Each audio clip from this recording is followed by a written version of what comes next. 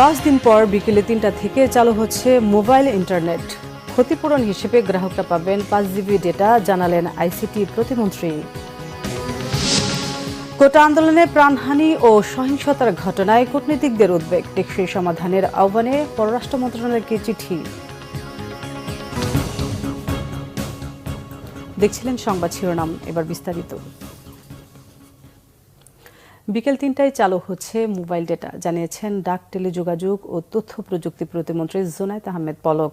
সকালে বিভিন্ন mobile operator association of mobile telephone operator Bangladesh এবং মোবাইল ফিনান্সিয়াল সার্ভিসের সঙ্গে বৈঠক শেষে কথা জানান তিনি। প্রতিমন্ত্রী বলেন, সাম্প্রতিক সময়ের মোবাইল ইন্টারনেট সংযোগ বিচ্ছিন্ন থাকায় সংযোগ চালুর পর মোবাইল ইন্টারনেট গ্রাহকরা 3 দিনের জন্য 5 জিবি বোনাস পাবেন। সব অপারেটরই গ্রাহকরাই এই সুবিধা পাবেন।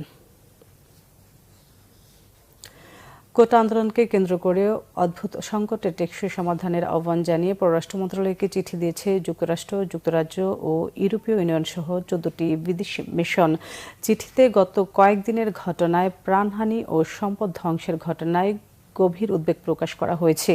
একই সাথে এসব ঘটনায় মর্মাহত বলেও জানিয়েছেন মিশরের রাষ্ট্রদূত ও হাই কমিশনাররা।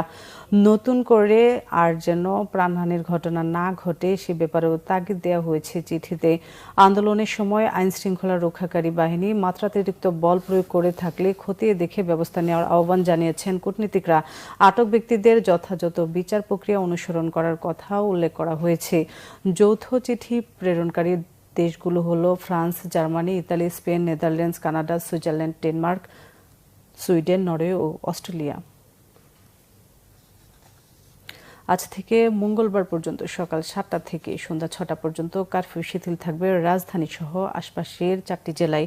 কারফিউ শিথিল থাকায় রবিবার সকাল থেকে রাজধানীতে জনজীবন স্বাভাবিক। সাপ্তাহিক ছুটি শেষে অফিস খোলায় সকাল থেকে রাজধানীর সড়কগুলিতে রয়েছে যানবাহনের চাপ। 11 ঘন্টার জন্য কারফিউ শিথিল থাকায় লোকজন ঘর থেকে বের হয়েছে নানা কাজে। সরকারি বেসরকারি অফিস সময় সকাল 9টা থেকে বেলা 3টা হওয়ায় রাস্তায় রয়েছে অফিসগামীদের ভিড়। রাজধানীতে রয়েছে গণপরিবহনের চাপও। মেট্রো রেল না চলায় ভিড় বেড়েছে। গন্তব্যে যেতে হিমশিম খেতে হচ্ছে যাত্রীদের। কারফিউ শিথিলের মধ্যেও সড়ক ও বিভিন্ন চেকপয়েন্টে সেনাবাহিনী ও আইনশৃঙ্খলা বাহিনী সতর্ক অবস্থানে আছেন। ব্যাংকিং খাতে খেলাপি ঋণ সহ অর্থনীতিতে তথ্য আড়ালের চেষ্টা দেশের অর্থনীতির ঝুঁকি বাড়াচ্ছে বলে মনে করছেন অর্থনীতিবিদরা। এর মধ্যে বাংলাদেশের কান্ট্রি রেটিং কমে গেছে। তথ্যের অস্বচ্ছতা বাংলাদেশের প্রতি বিদেশিদের আস্থা কমাচ্ছে বলেও মনে করছেন বিশ্লেষক ও অর্থনীতিবিদরা। গোলাম মইনুল আহসানের রিপোর্ট। বাংলাদেশ ব্যাংকের হিসাব বলছে, মার্চ মাস পর্যন্ত ব্যাংকিং খাতে খেলাপি ঋণের পরিমাণ 1,82,295 কোটি টাকা। যদিও বিশ্লেষকদের মতে এই সংখ্যা 4.5 লাখ কোটি টাকার বেশি। রপ্তানি উন্নয়ন ব্যুরো জাতীয় রাজস্ব বোর্ডের তথ্যের মধ্যে অমিলও সাম্প্রতিক সময় আলোচনায় এসেছে। আর্থিক খাতে সবচেয়ে বেশি আছে এই রাগঢাকটা, যেটাকে উইন্ডো ড্রেসিং বলা হয়। এটার মাধ্যমে কিন্তু নন পারফর্মিং অ্যাসেটকে আমরা 1/3 দেখাচ্ছি, আমরা প্রফিটকে বাড়িয়ে দেখাচ্ছি। এগুলো তো হচ্ছে আর্থিক খাত, পুরো আর্থিক খাতেই কিন্তু এই সমস্যাটা বেশিরভাগ প্রতিষ্ঠানের ক্ষেত্রে আছে। সরকারের বিভিন্ন অন্য তথ্যগুলো যখন রাজনীতিবিদরা এটাকে অ্যাপ্রুভ করে, তখনই একটা প্রশ্ন চলে আসে, কেন? এটা তো একটা নিয়মতান্ত্রিক প্রক্রিয়া। আমার সিপিআই বের হবে, সিপিআই বিবিএস রিলিজ করে দেবে। এখানে কোনো মন্ত্রীর সিগনেচারের দরকার হয় না, কিন্তু বাংলাদেশে দরকার হয়, পৃথিবীর অন্য কোনো দেশে লাগে না। সাম্প্রতিক সময় হতে রপ্তানি উন্নয়ন ব্যুরোর সাথে এনবিআর বা বাংলাদেশ ব্যাংকের তথ্যের আমরা পার্থক্য দেখেছি। এটা কিন্তু আমরা 5-7 বছর ধরেই কিন্তু আমরা এটাকে হাইলাইট করেছিলাম যে এই ধরনের একটা পার্থক্য হচ্ছে। এখন আমার যেই এলডিসি গ্র্যাজুয়েশনও হবে, সেই গ্র্যাজুয়েশনের ক্ষেত্রেও যে আমি সক্ষমতা আমি দেখিয়েছি আমার রপ্তানির যেই ধরনের মানদণ্ড দেখিয়ে, সেগুলোও কিন্তু এখন প্রশ্নের সম্মুখীন হচ্ছে।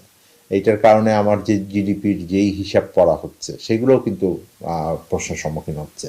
যেই ঋণ খেলাপির হিসাবও এখন আমরা বলি যে যেটা আছে, সেইটা আমরা অনেক সময় বলি যে এটাকে কমিয়ে দেখানো হচ্ছে। ব্যাংকগুলো বিভিন্ন ধরনের মেকানিজমের মাধ্যমে এটা কমিয়েছে।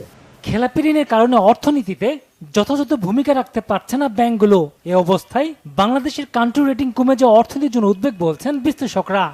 কান্ট্রি রেটিং তো আমাদের অলরেডি কমে গেছে, এবং যদি আমরা আমাদের ইন্ডিকেটরসগুলোকে ভালো না করতে পারি, যেমন কিছু ইন্ডিকেটর, যেমন যেখানে অস্বচ্ছতা ছিল, যেমন রিজার্ভ লেভেলটা বাড়িয়ে দেখানো হচ্ছিল।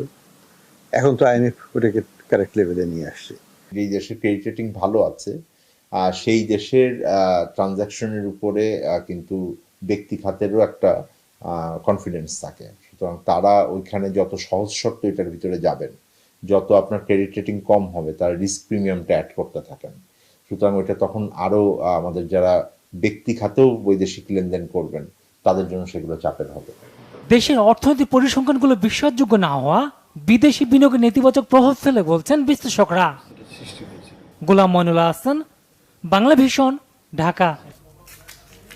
এই ছিল এখনকার মতো। পরের সংবাদ দুপুর 2টায়, তার আগে একটা রয়েছে নিউজ টপ 10 দেখার আমন্ত্রণ রইল। এছাড়া বাংলা ভিশন সংবাদ ও সংবাদ সংশ্লিষ্ট অনুষ্ঠান দেখতে ভিজিট করুন www.bvnews24.com ও facebook.com/banglavisionnews এবং সাবস্ক্রাইব করুন youtube.com/banglavisionnews। এতক্ষণ সাথে থাকার জন্য ধন্যবাদ।